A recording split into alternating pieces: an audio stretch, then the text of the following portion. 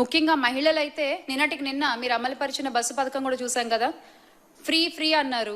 డబ్బులు తెచ్చుకోకుండా టికెట్ కొనుక్కోవడానికి వస్తే అయ్యో ఇది ఫ్రీ కాదమ్మా అంటారు అక్కడ వాళ్ళు. మళ్ళీ వాళ్ళు వెళ్ళి డబ్బులు తెచ్చుకుని టికెట్లు కొనుక్కోవాల్సిన పరిస్థితి. బస్సుల ముందు ఇది స్త్రీ శక్తి సంబంధించినది కాదు, ఇక్కడ వర్తించదు ఆ పథకం అని చెప్పి బోర్డులు పెట్టుకుని తిరుగుతున్నారు. ఇంకేంటి మీరు ఇచ్చింది?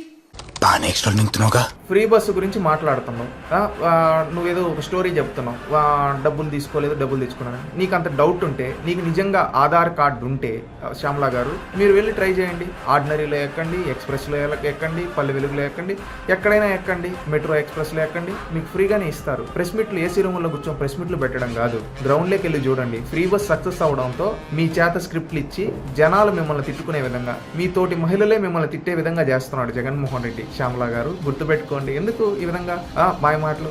మీ అక్క రోజా గారేమో 5 బస్సులకే అంటుంది. రాష్ట్రం మొత్తం మీద 8,458 బస్సులకి ఇస్తూ ఉంటే, రాష్ట్రంలో ఉండే 76% బస్సులకి ఫ్రీ బస్సు ఇస్తూ ఉంటే, మీ అక్క ఏమో 5 బస్సులకి అంటుంది. మీరేమో అసలు ఫ్రీ బస్సే లేదు, వర్తించలేని బోర్డులు పెట్టారని చెప్పి అబద్ధాలు చెప్తారు. ఇవన్నీ జనాలు చూసి వీళ్ళేంది ఇంత కొండగొర్రెల్లా ఉన్నారు, మనమేమో ఫ్రీ బస్సులు హాయిగా తిరుగుతూ ఉంటే, ఈరోజు మన పనులకి అన్నిటికీ మనకు ఒకప్పుడు నెలకి 4,000 5,000 ఖర్చు అయ్యేది. ఈరోజు చూస్తున్న స్త్రీ శక్తి 0 ఫేర్ టికెట్తో మనం వెళ్తూ ఉంటే వీళ్ళేమి ఇట్లా చెప్తున్నారు, వీళ్ళ నాయకుడికే బుర్ర లేదనుకున్నాం, వీళ్ళకి కూడా బుర్ర లేదా అని చెప్పి మీ గురించి మాట్లాడుకుంటున్నారమ్మా శ్యామలా గారు.